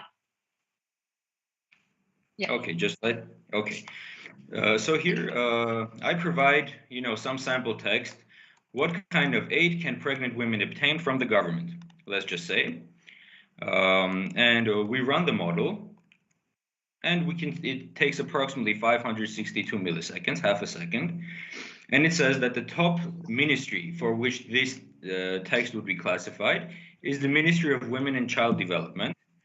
And it has no sentiment, so it's not sentimental at all. But in addition to detecting the #1 ministry or department within that ministry, it can also rank the departments with respect to their relevance. So it says, for example, that this is, first of all, women and child development, then social justice and empowerment, then health and family welfare. And then, as we can see, the level of confidence drops. So a significant drop from 0.4 to 0.22. And we see the irrelevant results. minority affairs, rural development, skill development, and entrepreneurship, which are not particularly relevant for this case. And then we see the departments. So this ministry did not have any departments within itself, at least as it was mentioned in the link that I saw. So we can just move forward. Another example for, let's say, it says, I used to serve in the armed forces and have lost my service papers. Essentially, some very minute thing that can happen to anyone, and this can, contribute to a huge backlog of, communications with the government.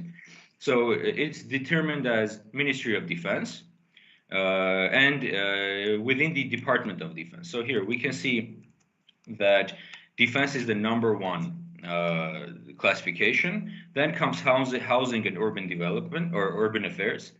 Then comes personnel and public grievances and pension, and then so on and so forth. So we can see the relevance in the sorting as well. And here, if we see which department within the Ministry of Defense this is classified in, we can see that it is most likely in the in defense and ex-servicemen welfare.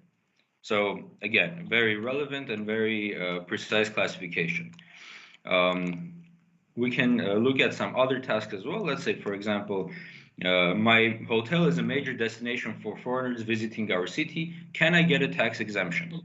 Some, something that a citizen can call to the town hall and say something like this. Here we get the fact that this is tourism, culture, and then the rest is relatively, so the top ministry is Ministry of Tourism. And then the second ranking with, a much lower level of confidence is the Ministry of Culture. And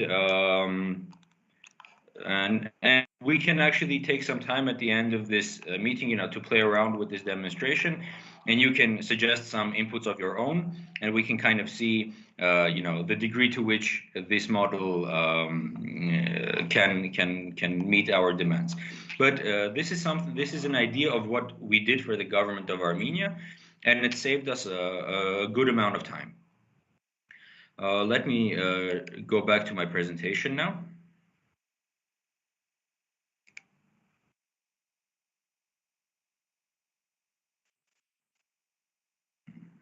Just bear with me as I open the presentation.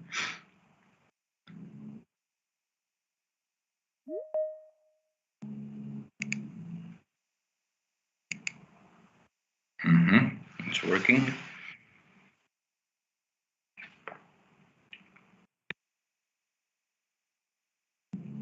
It's back.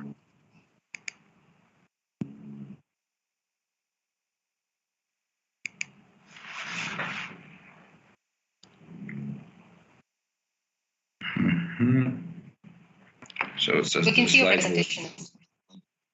Oh, I can't see it. I can't see it myself.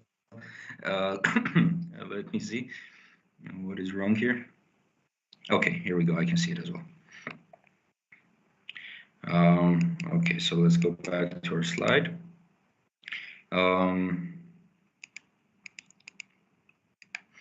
Right, yeah. So as I mentioned, as you saw, this was the product Air from Mulberry. I would like to go on to the second product, which is a monitoring and forecasting platform called Edu2Work. The point of Edu2Work is to bridge the gap between the labor market and the educational institutions in the Republic of Armenia. The Industrial Revolution is is having a huge impact on the labor market, with many new positions being opened that previously did not exist, and many older positions being, being irrelevant from now on. And our goal was to render our educational institutions, our public educational institutions in Armenia, more flexible in understanding the new skills and the new professional and soft skills that are required to meet the demands of the labor market.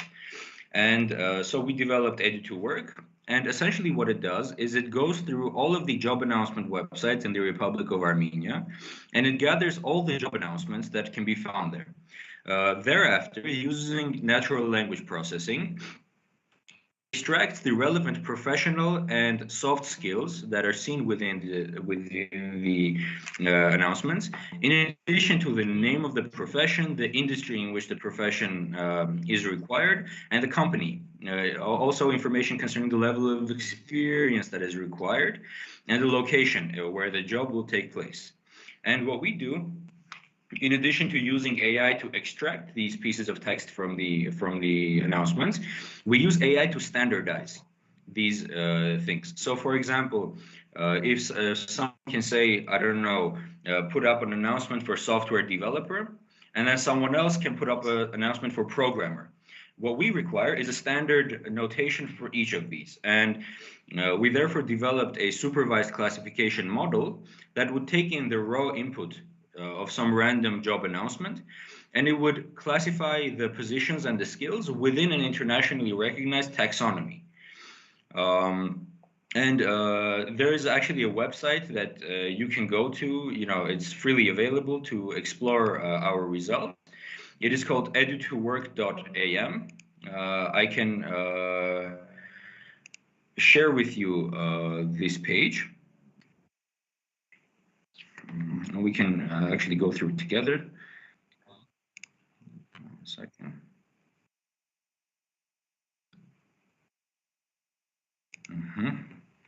So can everyone see the page, the new page?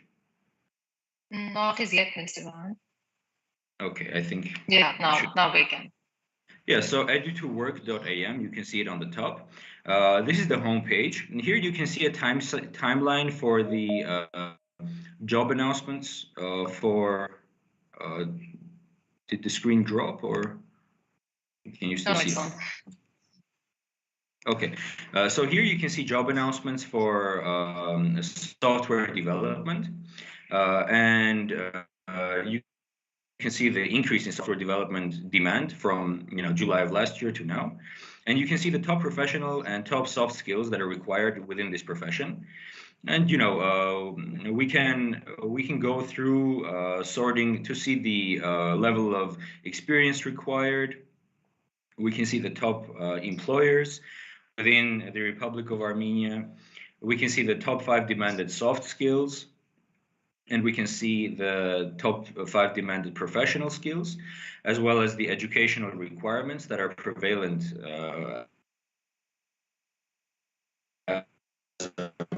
now. You can also see the number of announcements and the number of announcements that are collected. And Armenia has a small population, so don't be surprised, with this small number of active online announcements. And you can also see kind of a bar graph of the top currently seeked professions in the Republic of Armenia. Going forward, as I said, we can compare the demand for different professions. So, for example, here we have software development, and we can compare this with accounting. Let's let the algorithm load. So during this comparison, yes, so this is the graph for accountants, and I would just like to load both of them in one graph. Let me see. Here we can see that last year, in the summer of last year, there were approximately an equal number of job announcements for accounting and software development, but after January 2021, the number of software development announcements just simply exploded, and it's currently higher than accounting now. And we can also see the top professional skills that are required and the top soft skills that are required for each of these professions. Yes. And we can also essentially do the same thing with skills as well. And you can also, using our algorithm, we found kind of professions that are related to each other. So by clicking on one of them, you can see, for example, software developers are very highly related with applications programmers, web and multimedia developers, and system analysts. Whereas accountants are highly related with financial analysts and financial and investment advisors. So this is just a tool that you can use that a public servant can use to better understand the labor market as it currently stands. And you can also, do searches with respect to industry, professions, skill levels, so on and so forth. You can then compare, you can then see the trends for skills across years with respect to the date. I won't go through this now, just out of interest of time, but it's something that you can play around with later on. And a very interesting portion of this website also is the forecasting section. So we have an algorithm, a artificially intelligence-based algorithm, which does a relatively short-term forecast for the number of job announcements. And as we can see, we are expecting a relative increase for the upcoming months. And this is something that we will, check back to see, the degree to which this was in fact. And the last thing that I would like to show you in this regard is the your place in the labor market portion of our application, which is meant for actually people, the citizens of Armenia, more so than the government. And here you can input your, sorry. One second. So here you can see the top growing and declining professions. And you can also, one second, let me go back here. Yeah, here you can input your professional skills, your soft skills, your level of education, and your level of experience, and it will actually filter the currently available job applications or job announcements, and give you an idea of where to apply.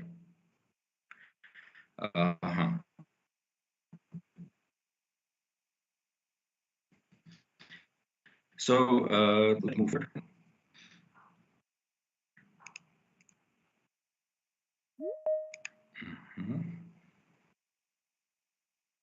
If you have any questions concerning what we have seen now, you can just shoot now while I'm opening my presentation again.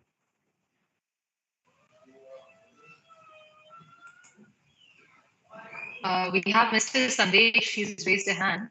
Mr. Sandesh, would you like to unmute yourself and go ahead? Yeah. Thank you. And Siobhan, great session for sure. This AD2 work, this model. So how we can make use of it, or there is something which we need to do from process perspective for using the platform, or how we can make use of it. Just that's a question I have.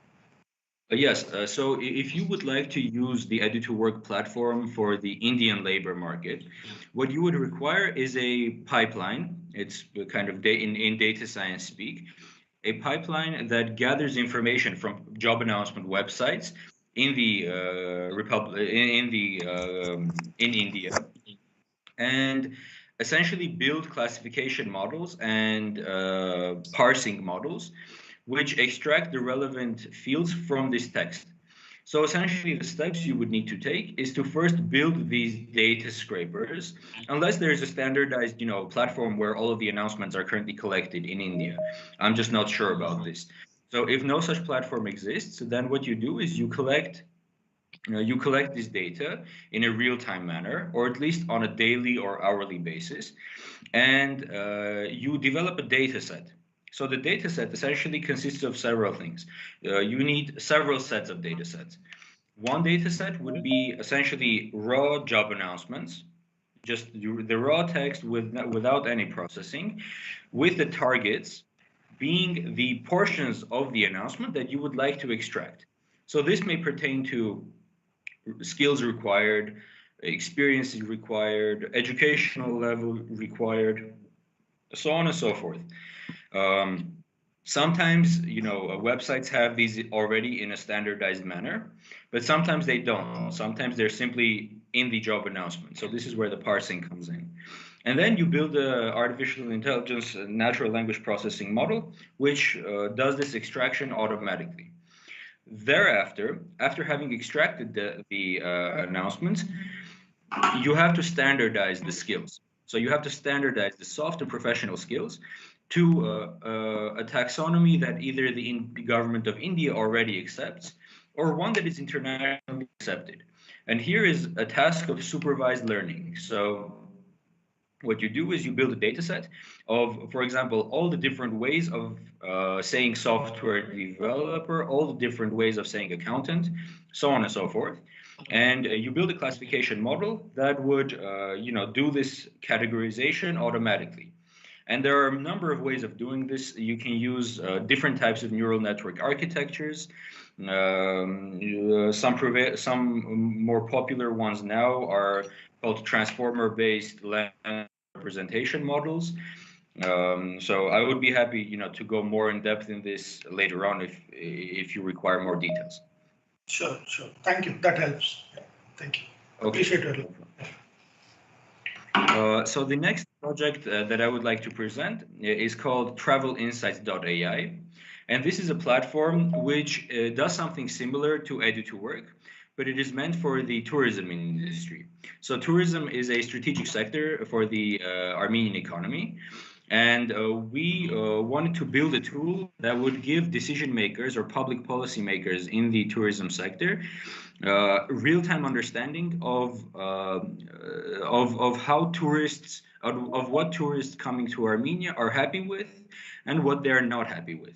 And in order to do this, we actually began gathering data from the most, internationally recognized platforms such as TripAdvisor, Booking.com, and Facebook, Airbnb, so on and so forth. So we collected user reviews and other metadata concerning users. And what we did was we extracted the topics within the reviews using supervised artificial intelligence models. We extracted sentiments. So essentially, is this a negative comment or a positive comment?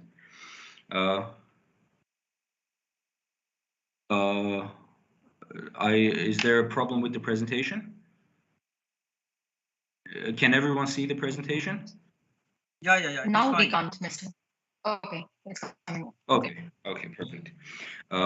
Yes, so as I said, we classified the reviews with respect to their topics and their sentiments. And we built a platform which you can actually see on travelinsights.ai. You can visit the site yourself as well. I will show some things right now too. So what it does is it classifies it between negative and positive sentiment and 27 topics, some of which are included here, such as customer care, food and drinks, comfort, entertainment, so on and so forth. Now I will just go through to the website itself.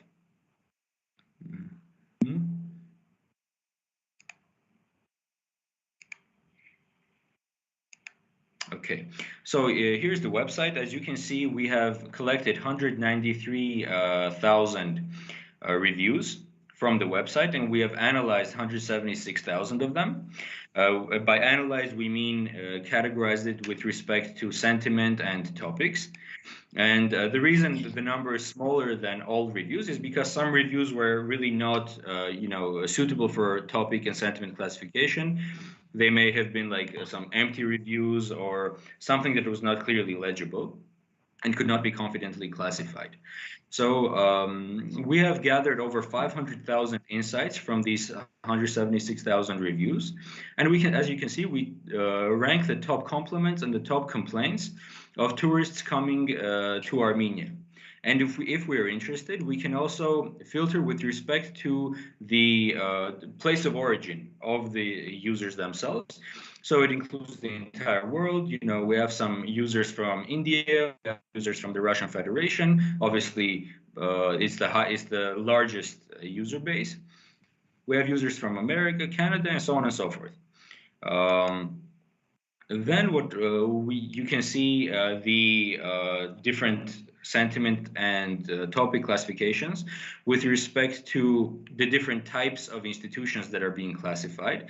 So, for example, we have a lot of reviews for hotels, and then restaurants, museums, and attractions. And we can see that most of the comments are positive, but there are also some negative comments as well. And for example, a decision maker, a public policy maker would actually see that there is a far larger proportion of negative comments on hotels than on restaurants. And this is kind of a cue to public policymakers to understand that there is perhaps an issue with the hospitality industry, and the hospitality industry is lacking in quality behind the food and entertainment industry. We can see also this positive and negative sentiment across time. Oh, sorry. We can see this across time. So as you can see, we had a very rapid increase in the number of positives, a slight smaller increase in the number of negative comments. And then here we see the impact of COVID-19 actually. So as COVID-19 hit in the beginning of January, and travel restrictions were put in place, the number of reviews declined very drastically. And this is kind of a proxy indicator of what actually happened in the Armenian tourism industry as a result of the COVID-19 pandemic. It's also kind of a signal to policymakers to somehow act. You can also explore everything region by region. So you can select, this is, for example, the capital city. You can select other regions as well. And you can also compare two regions between themselves to see what is the difference between some of the things that people like in one region or the other. I won't go into too much detail in this, but I think you get the point. And you can also kind of zoom in. This is Armenia. This is the city of Yerevan, the capital city of Armenia, and you can zoom in to different destinations. And for example, you can actually isolate specific destinations. So I don't know, comfortable apartment near Republic Square. This is something from Airbnb, and you can filter, everything by this location to see the reviews. And what we actually do, one of the things that we use this for, and it's not something that is visible here, it's a service that we provide to the government, is we give alerts for different topics of interest. So for example, if a specific location, so a hotel, let's say, or a number of hotels that are clustered very closely together, suddenly start receiving a large number of complaints concerning cleanliness, this goes as an alert to the government of Armenia. And if there is a trend, then what can actually take place is that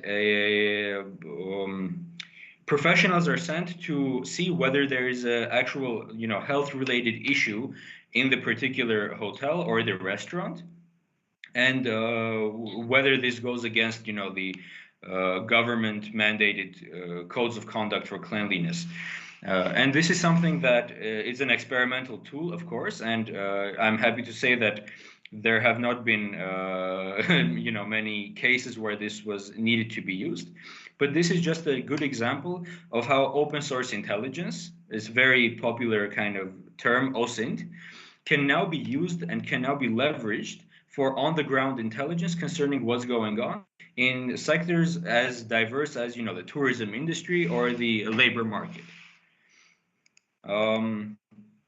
Here you can see more detailed breakdown of the different, complaints and compliments and complaints that we got from tourists. A bigger breakdown is also available. I could expand the list, but I just, won't waste the time to do this now. And we also provide a price timeline for accommodations in the Republic of Armenia, tourism accommodations. And we saw a very interesting trend recently of essentially, prices averaging out at approximately 20,000 dirham per night. This is approximately $40 to $50 per night, and then drastically increasing to almost $100 per night for several months in the late summer, early autumn months, and then decreasing back again. And you can also filter this with respect to each of the regions to see, if what the price trends in each of the regions are. And this is kind of the summary of our tourism industry monitoring tool. You can shoot any questions that you would like as I open my presentation again.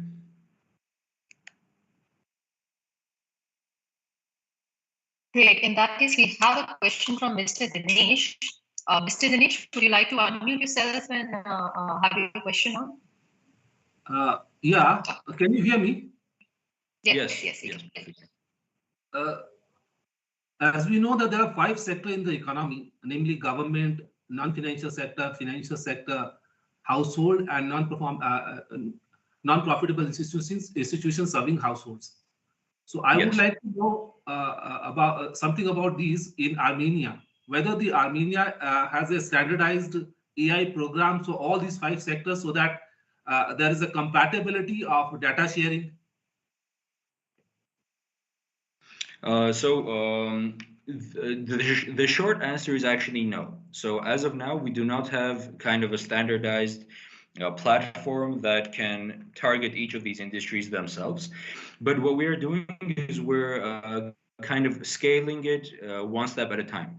So as the SDG Innovation Lab itself has the goal of targeting as many sectors as possible. And you saw kind of a quick, I can actually go back to this slide. You saw some of the sectors in which we were involved in for the last 5 years. And this covers, I think, a good portion of whatever you mentioned. And we are now expanding, the use of data science in each of these sectors as wide as we possibly can. But I will say that it is relatively difficult to have a platform that kind of standardizes and combines sectors as diverse as the ones that you mentioned.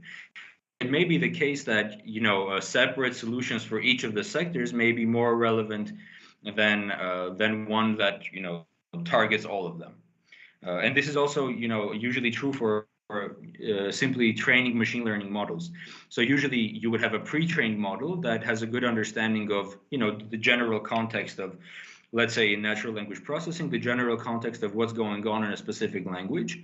But if you want it to perform well on a specific task, such as classifying tourism reviews, you really have to train it on this task. And the data sets and everything have to come for this task very specifically. The process of collecting data sets for all of these sectors, standardizing them all at one time, and putting them into one platform, I think it would be somewhat difficult to do just from a organizational and a work point of view.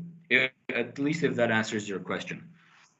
No, I will supplement it. See, you have given an example of labor market. Labor can be in any of the sectors. It can be in government, financial sector, non-financial sector. Oh, I see what you mean.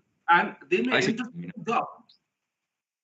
So today I'm working in the government sector, tomorrow I can work in the household sector or financial sector. So when I change my job, my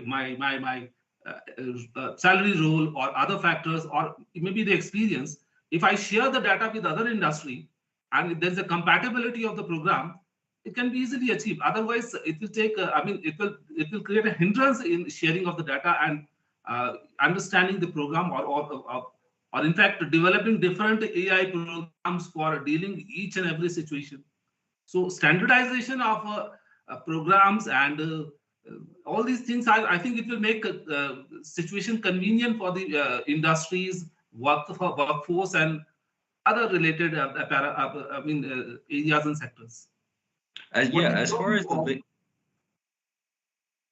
so as far as our tool for the labor market, Edu2Work, is concerned, that is fully standardized for every sector of the economy. So you can actually filter the industries and you can go into the public sector as well.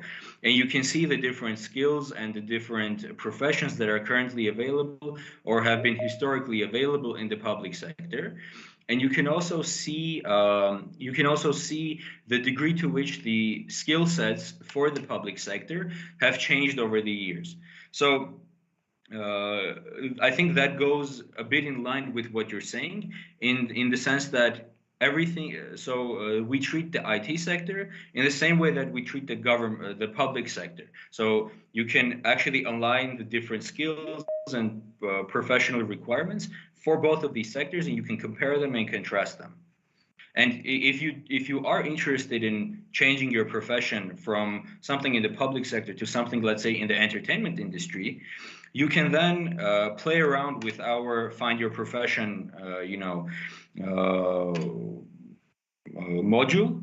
And this can give you an idea of the types of skills that you need to change or you need to obtain from scratch in order to make this transition. Thank you. So if there are no more questions for now, you can go on. Okay, yes. So I would just like to make a small concluding remark with regards to our, international partnerships. We here at the SDG Innovation Lab, we're very interested in international partnerships, and we work with public, private institutions and NGOs, from Russia to Colombia, and we do a number of different collaborations with them. And at the heart of our kind of ambition for international cooperation is the fact that there are tremendous, international synergies in both the problems that we have and the skills that we have that can, that we can share, and to speed up the process of bringing data-driven decision making and artificial intelligence to the public sector. I think the case of Armenia and India has actually been a very good one for the international community, because one of the most popular and most well-respected IT training centers here in Armenia is the Armenian Indian Center for Information Technologies, and it's been responsible for training, thousands or perhaps even tens of thousands of IT professionals here in Armenia, who currently work in Armenia and perhaps even abroad. And the center has also done a lot to build computer labs in over 100 schools all over Armenia. So it has a very kind of robust history of collaboration between our governments. And I just hope that, the SDG Innovation Lab and the Armenian Indian IT centers, they can provide a framework and a foundation for, continued cooperation between our governments and our countries. So thank you for your time. Thank you for listening to me. And I'm open to any questions if you have any. Thanks a lot, Mr. Vahan. If anybody has any questions, please do share it with us. You can probably write it in the chat window or raise a hand, and we would love to take those questions.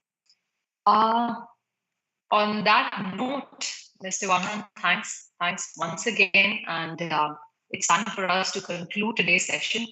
And I believe and hope that all of you have enjoyed listening to our eminent speakers, learning from them. They have shared very insightful, learnings, their presentations, and experiences of working with the other governments. That has been very great, and hope that we will see you all once again in our session. I'm also going to request you all, I'll put a feedback link in the session, and any feedback coming from you is going to help us improve our continued series under this Digital India Dialogues panel. So I'm going to put that in the chat room. In the meanwhile, we would encourage you, if any other questions you have, please do share with us, because we're learning a lot from your questions. I have posted the feedback link for all of you. Could one of maybe Anita or Mr. Vikram, could you just ensure that you received the link is there in the chat room and it's open fine? Yes, Swati. Okay, excellent. Thanks a lot, Mr. Vikram. Can we also take a group picture of all of us who've taken out some time and efforts, to join us here? Just one group picture we can have. You can open your video for a bit, and I can take a screenshot for all of us. Thanks a lot.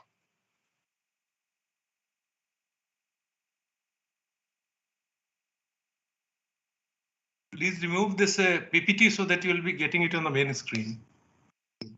Sure, sir. Siddhan, can I request you to take the thanks?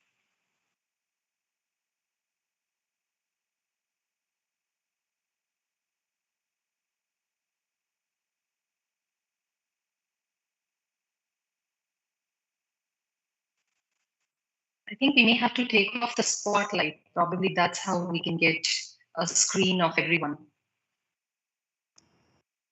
There's a together mode in the menu. Right now we are seeing, yeah, that's better.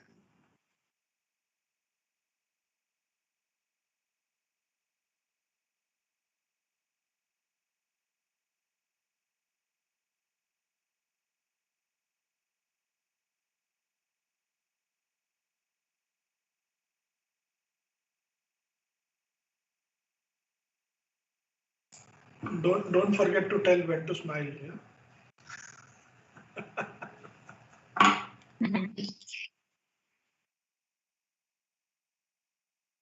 Somehow to me, it's not coming in one summarized picture, all the videos.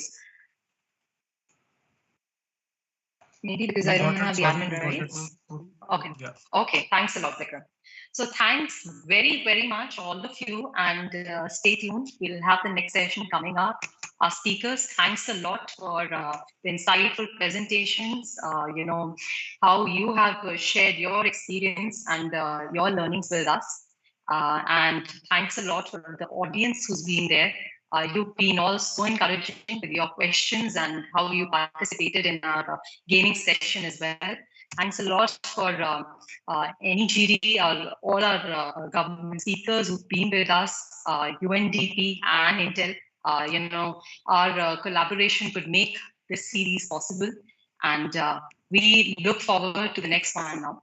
So thanks a lot and have a great day. Once again, I'd like to request you all to fill the feedback form for us. The link is there in the chat room.